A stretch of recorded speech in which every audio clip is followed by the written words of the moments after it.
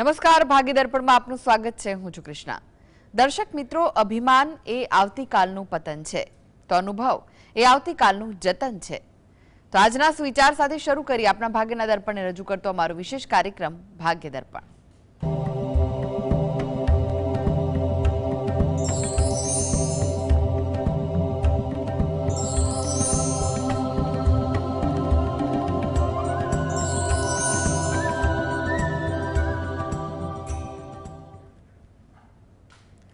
તો ભાગ્ય દર્પણમાં આપના પ્રશ્ન નિરાકરણ, રાશિફળ, પંચાંગ વિશે માહિતી અને માર્ગદર્શન આપવા માટે આપણી સાથે જોડાઈ ગયા છે જાણીતા જ્યોતિષાચાર્ય અને વાસ્તુશાસ્ત્રી હસીતભાઈ પાઠક. હસીતભાઈ, ભાગ્ય દર્પણમાં આપનું સ્વાગત છે. નમસ્કાર. નમસ્કાર. હસીતભાઈ, સૌ પહેલા જાણવા માંગીશું આજના પંચાંગ વિશે. તો શું કહે છે આજનું પંચાંગ? હા, આજના દિવસની શુભ શરૂઆત કરીએ પંચાંગની જાણકારીથી. આજે વાર છે મંગળવાર, વિક્રમ સંવત 2081 ચાલી રહ્યો છે. તારીખની વાત કરીએ તો તારીખ આવે છે 26 ઓગસ્ટ 2025. આજની તિથિની વાત કરીએ, ભાદરવો મહિનો ચાલે છે, તેનો શુક્લ પક્ષ એટલે સુદ પક્ષ આવે છે અને તિથિ છે ત્રીજ. આજે છે ભાદરવા સુદ ત્રીજ. નક્ષત્ર હસ્ત આવે છે, યોગ સાધ્ય આવે છે અને કરણ ગર આવે છે.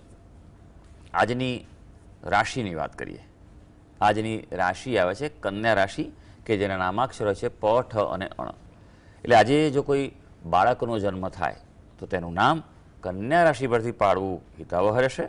ઉપરાંત ગ્રહ ગોચર અને મુહૂર્તની ગણતરી માટે પણ કન્યા રાશિને આજે લક્ષ્યમાં લેવાની રહેશે. દિન વિશેષની વાત કરીએ તો આજનો દિવસ એ સવિશેષ છે. આજે જે છે તે છે કેવડા ત્રીજ છે. કેવડા ત્રીજનું આપણે ત્યાં ખૂબ મહત્ત્વ છે અને હરિતાલિકા ત્રીજ પણ કહેવાય છે.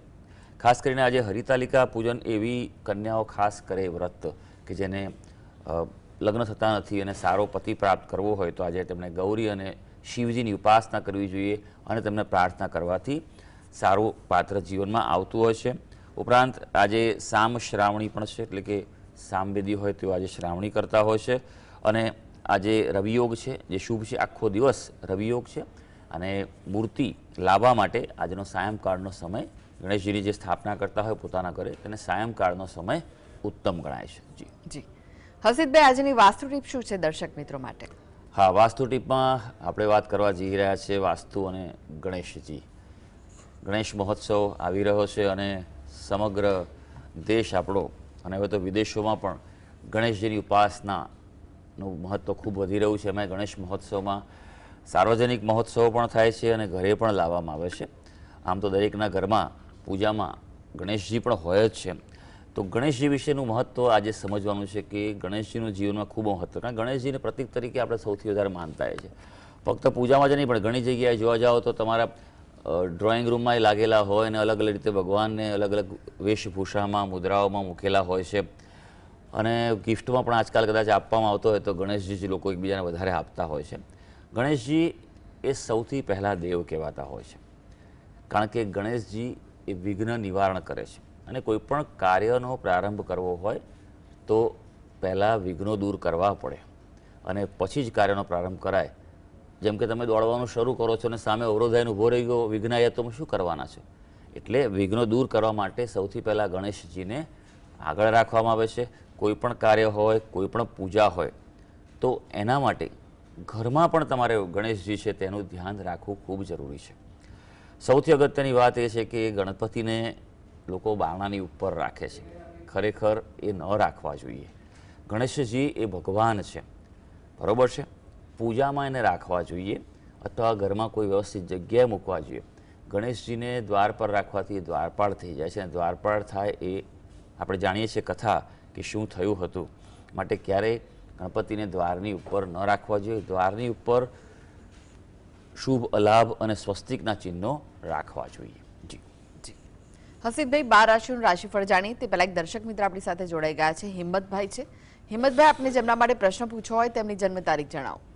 10/2/1991. જી, જન્મનો સમય કયો છે? જન્મનો સમય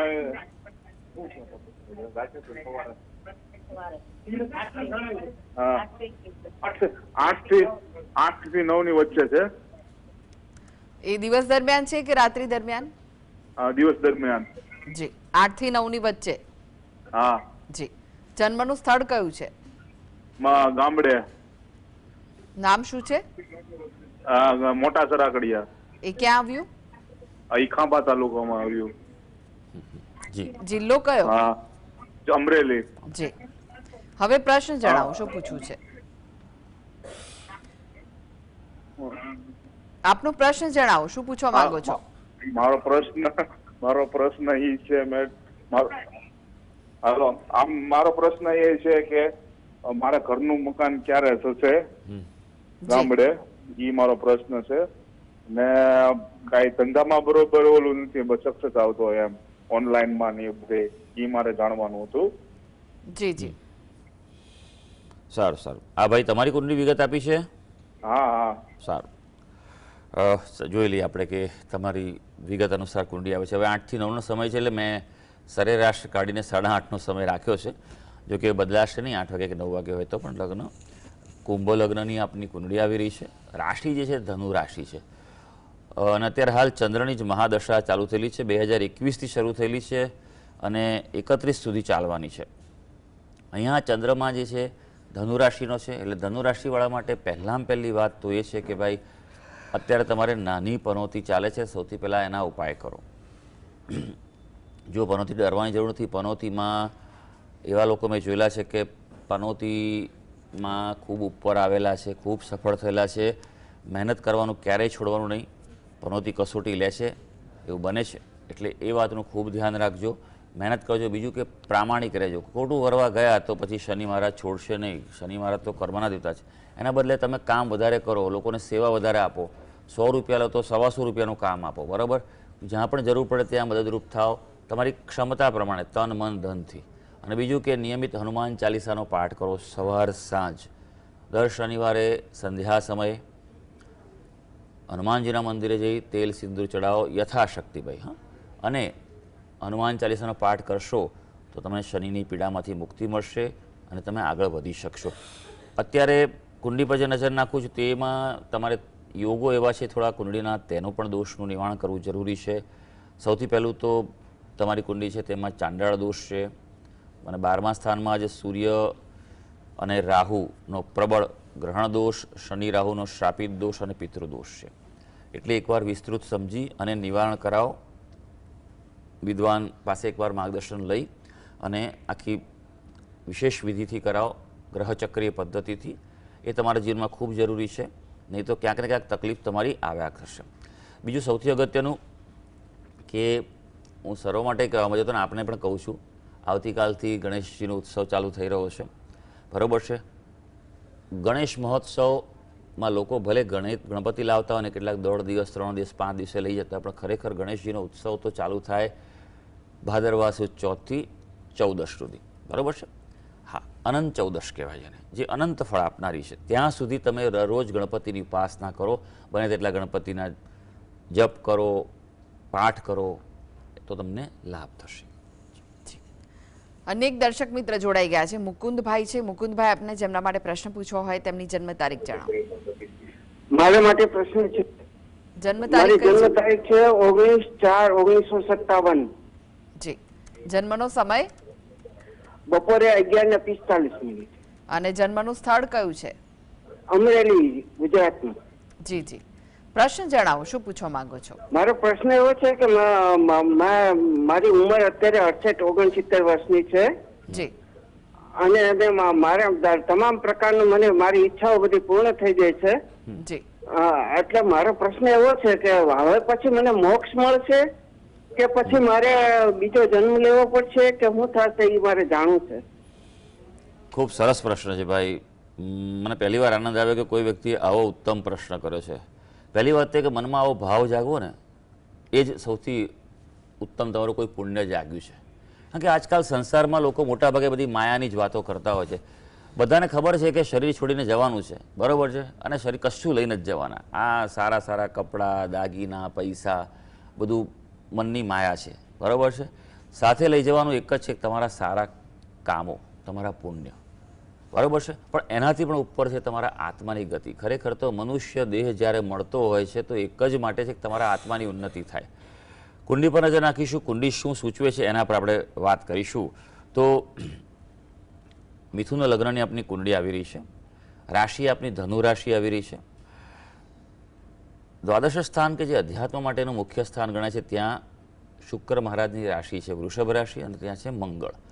એટલે તમને એ બાબતે પ્રયત્નશીલ ચોક્કસ રાખશે, પણ એમ કહેવાય કે હજી એકાદ જન્મ તમારે લેવો પડે આગળ એવું લાગી રહ્યું છે. કારણ કે કુંડળી જે છે તેમાં બે વસ્તુ બહુ પ્રબળ છે. એ ચોક્કસ સૂચવે છે કે તમે આધ્યાત્મમાં ખૂબ સારી પ્રગતિ કરી શકશો અને કરવી જોઈએ. યોગ્ય માર્ગદર્શન લેજો.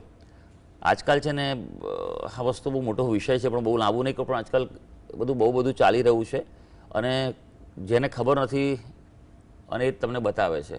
હવે જે પહોંચ્યા જ નથી તમને કેવી રીતે બતાવશે? લોકોને અંદરની વાત ખબર જ નથી અને વાંચેલું રિપીટ કર્યા કરતા હોય છે. એટલે એવા કોઈ જ્ઞાની વ્યક્તિ હોય તેનો સત્સંગ કરજો અને એનું માર્ગદર્શન લઈને આગળ વધજો. સૂર્ય કેતુનો પ્રબળ ગ્રહણ દોષ છે આપના કુંડીમાં અને એ સૂચવે છે કે હા, તમે ગત જન્મના પણ યોગભ્રષ્ટ આત્મા છો અને આગળ પણ આ જ ગતિ થશે. થોડુંક તમે સૂર્ય ઉપાસના વધારે કરો અને ધ્યાન ઉપર ફોકસ કરશો. હવે અત્યારે ગુરુની જે આપણી દશા ચાલી રહી છે 2038 સુધી રહેવાની છે, જે તમને શુભ કર્મ તરફ લઈ જશે.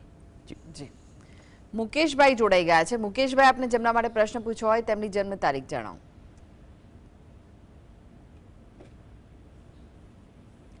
મુકેશભાઈ, આપને જેમના માટે પ્રશ્ન પૂછ્યો હોય તેમની જન્મ તારીખ જણાવો.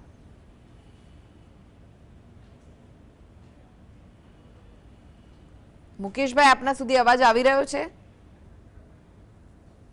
લાગે છે કે તેમની સાથેનો સંપર્ક તૂટી ગયો છે. અનેક દર્શક મિત્ર જોડાઈ ગયા છે. પ્રશાંતભાઈ છે. પ્રશાંતભાઈ, આપને જેમના માટે પ્રશ્ન પૂછ્યો હોય તેમની જન્મ તારીખ જણાવો.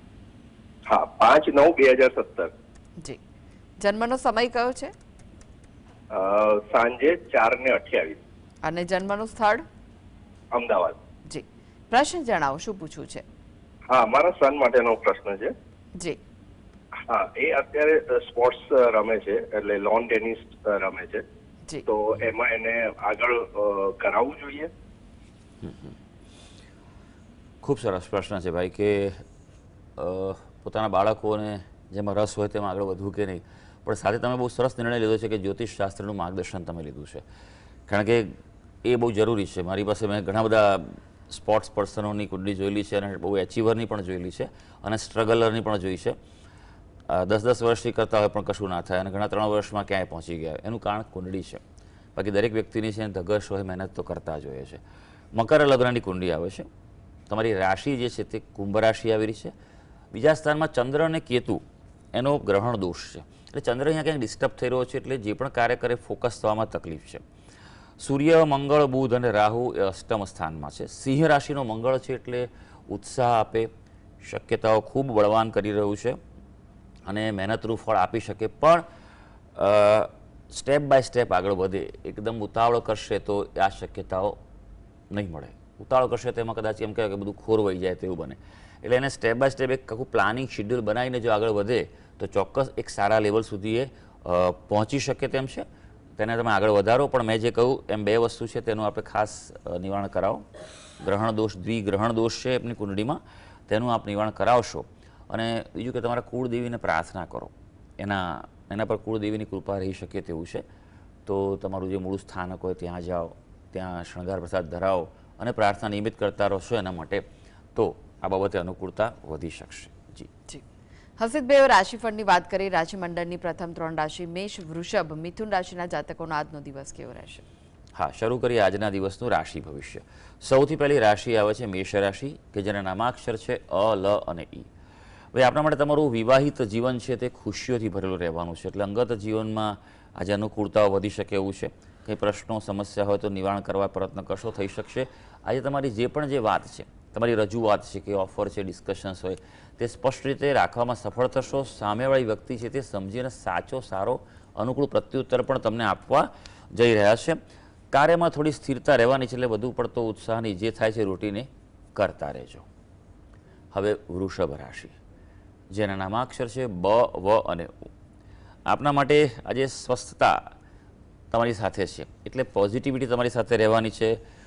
પોઝિટિવ એટીટ્યૂડ તમારો જે છે એ તમારા જીવનમાં કેટલાક મોટા પરિવર્તન જે લાવી શકે છે. એટલે આજે પ્રયત્ન કરશો, તમારા જીવનની દિશા બદલવી હોય પોઝિટિવમાં અથવા કોઈ મોટા નિર્ણય લેવા હોય તો લઈ શકો છો. તમારા જીવનસાથીની મદદથી કોઈ નવું કાર્ય શરૂ કરવું હોય એ પણ તમે કરી શકો છો. મિથુન રાશિ, જેના નામાક્ષર છે ક, શ અને ગ.